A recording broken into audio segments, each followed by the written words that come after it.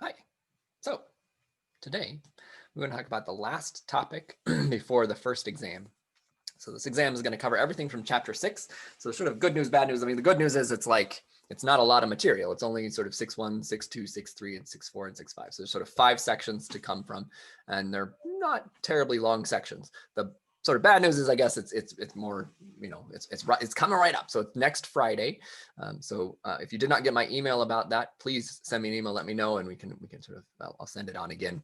But you definitely want to get in there. Let me know when you can meet with me on Friday on Zoom and take that first exam. If you cannot meet me on Friday, I am absolutely available on Thursday as well. You just need to let me know that you cannot meet on Friday, and I'll set up a time with you on Thursday to meet, and you can take the exam. So good. All right. So the last thing we want to talk about for this chapter is the length of curves. And the idea here is that we really have in the past talked about distance in a very specific way. So if we have the distance between 2 points in a plane, that calculation, the way that is calculated, is the length of the line segment between the 2 points. And notice that's really like the shortest distance between the two, because we know that the shortest path between 2 points in a plane in general is just a flat straight line, right? Now this is great information. It's useful and it's helpful sort of for rough things, but in general, this is not necessarily the information that we want. So in particular, say I'm here in Spearfish, and I want to go to Rapid City. Well, if I were to just sort of pick myself up and fly over to Rapid City, that distance that I'm traveling is going to be this straight line distance between one point and another. But I'm not going to do that because it's not possible. I'm going to get in a car and I'm going to drive my car on the highway and I'm going to drive to Rapid City. So that drive is not going to be the same distance as just picking myself up and sort of traveling across the straight line distance between the two cities. So what I really am sort of thinking about here is, well, actually there's like some sort of curve between these two cities, or there's this curve between these 2 points. And what I want is I want to know how long is that curve rather than how long is the sort of straight line distance. And that's the more important information in real life situations. That's what I really want to know. I want to know, how far does my car have to travel? How much gas am I going to need? Or electricity. Well, I need, hey, there we go, to get from here to Rapid City, right? And then I also want to know, as I travel along this thing, how much wear and tear am I putting on the car as I'm driving along the highway? And distance-wise, that's an important thing to know. All right. So this is the thing that we want to get to. So the question is, how can I go from the distance between 2 points to this sort of more abstract-ish, more difficult curved distance through 2 points? And the answer is actually through that distance formula. So we need to think a little bit about this distance here.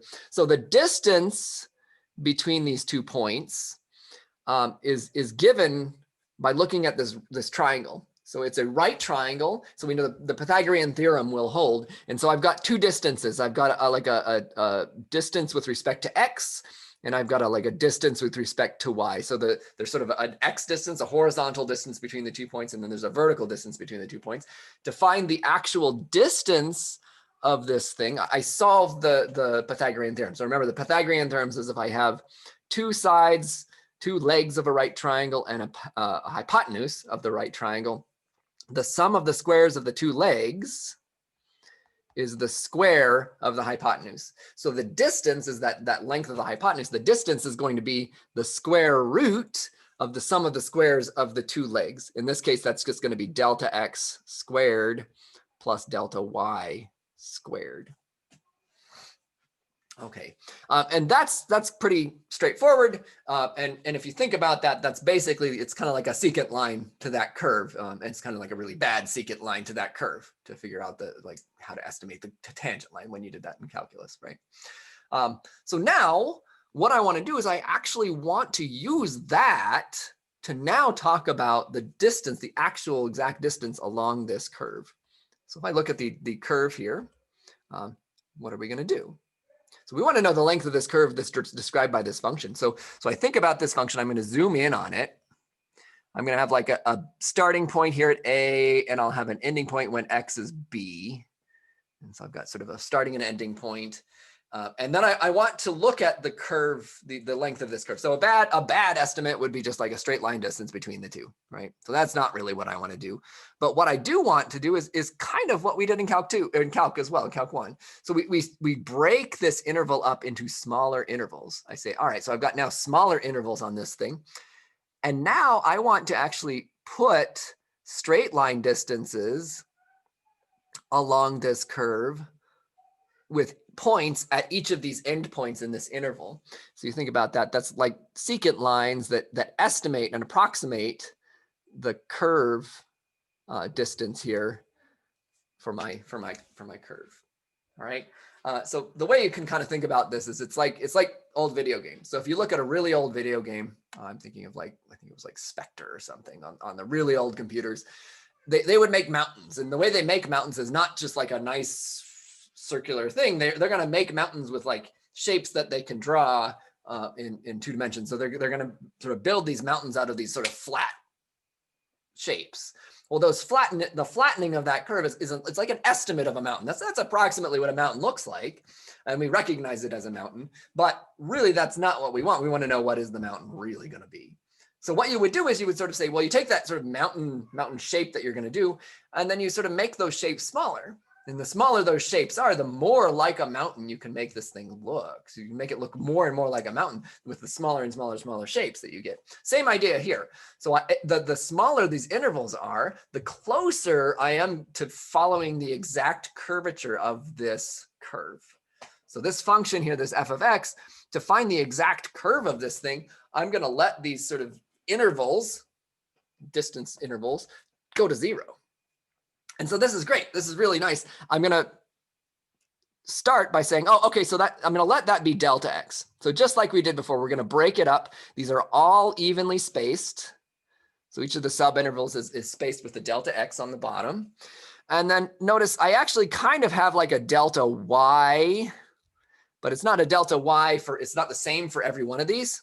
So like between those two and between these two, the delta x is going to be the same, but the delta y will change. So I'm going to call that delta y with a subscript of 1.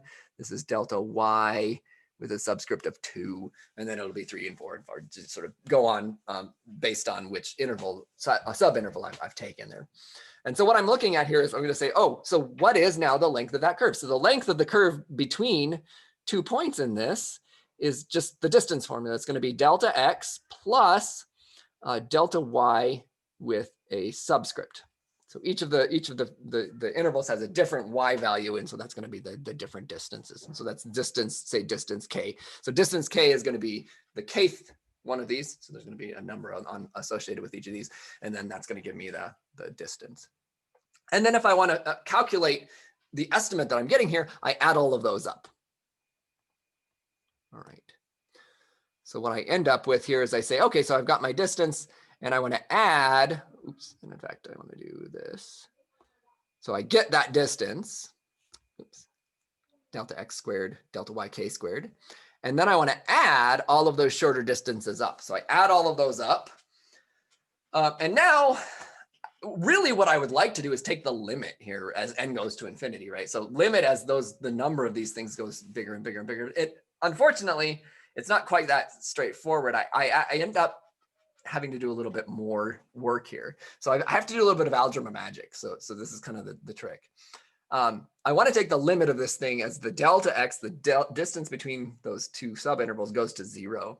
So I'm going to do some algebra magic. I'm going to factor delta x squared out of both terms inside there. And this is where the magic part comes in. I can factor delta x squared out of delta x squared. That's fine. I get 1, right? So when I factor this one, this becomes 1. When I factor delta x squared out of a delta yk squared, there's no delta x squared in there. So I essentially have to think of it as like multiply by delta x squared and divide by delta x squared. Factoring that delta x squared out now leaves a denominator of a delta x squared. Okay. And maybe you don't see it immediately, but this is good. This is going to be good for us. I can sort of factor that delta x squared out. When I take the square root of delta x squared, I get delta x outside of it. I can take the square root of that and I get delta x. And then I end up with 1, and then this thing can be in just one single square. So delta y k over delta x squared. Now, as I take the limit as delta x goes to 0, what does that actually end up giving me? What this ends up giving me is that, like, in the limit, the sum ends up being an integral. The delta x out there becomes a dx, and the delta y delta x actually becomes a dy dx. And what is dy dx? Well, dy dx is the derivative of the function that we're interested in. So the curvature, the length of this curve is given by something about the derivative of this curve, which is really, really cool. So what does that mean? That means ultimately, I can give you the arc length for this curve as a formula involving the derivative of the function. So as long as I have a nice differentiable function on this interval, the curve, the length of that curve is given by this integral of the square root of 1 plus the derivative of the thing squared, integrated with respect to x. Okay, so this often, unfortunately, results in things that we cannot integrate. But sometimes it doesn't. And in fact, even sort of awful looking functions like x to the 3/2 power, this actually gives us something I can integrate. So that's really cool. So what do I get here? So I want to find the length of this curve, x to the 3/2 between 0 and 4.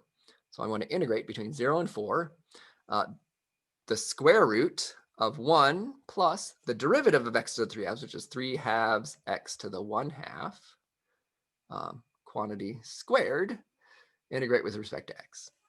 And so what this ends up being is just the integral from 0 to 4 of the square root of 1 plus 9/4 x. So the square root and the square cancel. Now this is great. I can actually integrate this. I do a u substitution. I let u be 1 plus 9/4 x.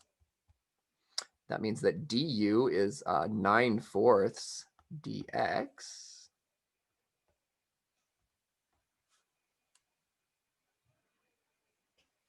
And so that's just great, right? So we end up with 1 plus this, and it's differentiating into just 9/4 dx. So that means that dx is 4/9 du. So I replace this, and I have to remember I replace my two limits as well. At 0, 1 plus 9/4 x is going to be 1. And at 4, 1 plus 9/4 x is 1 plus 9, which is 10. So I integrate between 1 and 10. This is the square root of u. And this is du with a 4/9. And so the 4/9 can actually come out here outside of the integral. Now I integrate the square root of u, which is u to the 1/2. So I get 4/9 and then 2/3 u to the 3/2. And I want to evaluate that between 1 and 10. So I can plug that in. I end up with just 4/9, which is times 2/3, which is really 8/27. So I get 8/27 on the constant here. And so from down here, I kind of go up here. And then u to the 3/2, I put 10 raised to the 3/2 in here. And then I put minus 8/27, and then 1 to the 3/2. And 1 to the 3/2 is just 1, so that's great. So I just get 8/27 is the second term. The first term, I can simplify it. This is really just 10 square roots of 10, and then 8/27 on there. So really 80/27 root 10 minus 8/27. And then on my math lab, most of the time you're going to estimate this. So you go plug that into your calculator. It's going to tell you, give me 4 decimal places. You're going to evaluate it, give it 4 decimal places at the end, then that's going to be it. Cool. So a lot of times that it ends up being really nice. And in particular, a lot of the questions that I'm going to be asking you on my math lab will be this sort of situation where it's pretty nice. It works out pretty well. There are some situations where it does not end up being very nice. So there are situations where you end up with the length of the curve and it's gonna be a mess. And this is one such example because the derivative of this thing, when I sort of look at this integral, So the integral that I'm looking at is 0 to natural log 2 square root of 1 minus, the derivative of this is just 2 e to the x, derivative of the x is the x, minus 1/8 e to the negative x. And then I want to square that thing. So I square this thing, and then I end up getting that. And then I want to go from there to integrate this thing. So now, how am I going to do this integral? So what I'm going to end up doing here is I'm going to square the thing inside, and then I am going to add the 1 and sort of see what happens. I mean, that's essentially what I have to do. It's a little bit tricky. So let's go ahead and do this on a separate sheet over here. So what I am ending up with is just the integral from 0 to natural log of 2 of the square root of 1 plus, and then I had 2 e to the x minus 1/8 e to the negative x, quantity squared, integrate with respect to x. Okay. So now let's square that. So I have to square that, so I'm going to FOIL that with itself. So I'll just put a little bit of scratch work up here, 2 e to the x minus 1/8 e to the negative x. And then the same thing, so 2 e to the x minus 1/8 e to the negative x. And I want to FOIL that all together, so I'm going to FOIL it all together. And so what I get is I get 4 e to the x minus 2 times negative 1/8 is 1/4 is minus 1/4. And then e to the x times e to the negative x is just 0, is just 1. So it just cancels. So I get a minus 1/4 minus another 1/4. And then I get plus 1/8, and 1/8 is 1/64 e to the negative 2x. And it's really 4 e to the 2x. So when I square that thing, multiplying them gives me that. So now what? Now I combine those two middle terms. This gives me 4 e to the 2x minus 1/2 plus 1/64, so on. So I'm going to get 0 to natural log of 2. I'm going to have the square root of 1 plus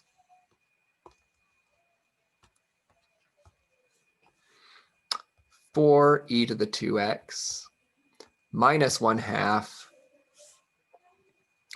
plus 1/64 e to the negative 2x.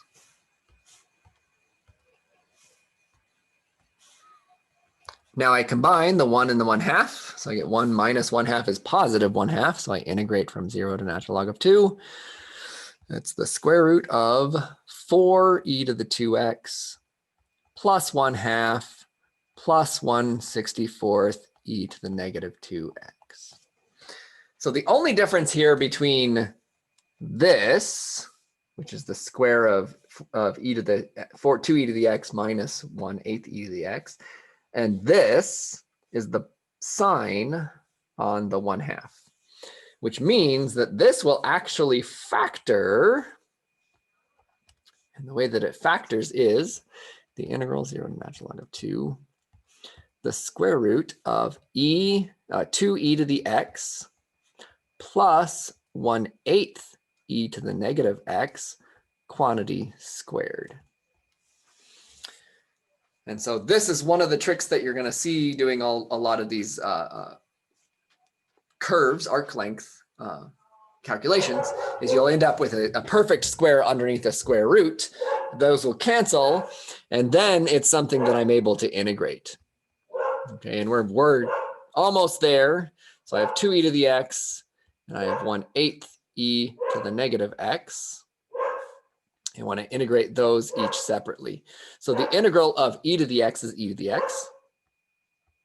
So that one is just 2e to the x. The integral of e to the negative x is negative e to the negative x. And I would evaluate those between 0 and natural log of 2. So I'm going to plug in 0, and I'm going to plug in the natural log of 2, and then subtract. So I get 2e to the natural log of 2 minus 1/8 e to the negative natural log of 2 minus 2e to the 0 minus negative, which is plus 1/8 e to the 0. Okay, so e to the natural log of 2 is 2, so this is just 4. E to the negative natural log of 2 is 1 over e to the natural log of 2, which is 1 over 2, so I get 1/8 and 1/2. And then e to the 0 is 1. What I get 4 minus 1/16 minus 2 plus 1/8. So 4 minus 2 is 2. That's easy. 1/16, negative 1/16 plus 1/8. 1/8 is 2/16. So this is plus 1 over 16. This is 33 over 16. So the length of the curve, 2e to the x plus 1/8 e to the negative x along the interval 0 to natural log of 2 is 33/16. Okay, so there's sort of reasons I pick these examples. So this example here is very involved, and you can sort of tell that it's going to take a long time to sort of get that one and to get used to spotting, oh, I can just factor it into a perfect square. So the big maybe takeaway from all of this is as you're doing the work, and if you get to a point where you say, I don't know how to integrate this, or I have no idea, I will not have given you one that doesn't integrate. So you'll be able to integrate it. So look for those tricks. Say, oh, does it factor? So can I factor it into a perfect square? Or hey, is there a square root that just when I square it, it goes away? And then in that case, then maybe it'll be fine to integrate. So work with those and see how they go. Cool. So the big maybe kind of takeaway message here is that there are going to be curves where I cannot take the arc length, and not even hard curves, but particulars, say like a quadratic. So you give me f of x equals x squared. That's a very simple function when we're talking algebra. And you sort of say, oh, I should be able to find the length of the curve on the x squared parabola between 0 and 4. I mean, that should not be a very difficult thing to do. But in fact, if I wanted to do that, when I go and set up my integral, what I get is something that I cannot integrate. So at this point, I can't find the antiderivative of the square root of 1 minus 4x squared because there's not like a u substitution that will work. So if I let u be 4x squared, I need an x on the outside of the square root, and there's no extra x out there. So there's got to be a way that I can integrate this, and there is, and we'll talk about that. This is a plus. I'll talk about that coming up. It's kind of a motivation for the next topic, which is, well, that's great. We sort of have a lot of ways to use the integral. The question now is, can I take every integral? And the answer is no, not yet. We really need to work to get to the point where we can take the integral of certain functions. So next unit, we're going to start talking about different rules for integration that will allow me to take the integral of a lot more stuff. So that should be good. All right. So don't forget, test on Friday next week. If you cannot make it on Friday next week, please let me know as soon as possible, and then I can set you up at a different time to take the exam on Thursday. All right. Thanks so much.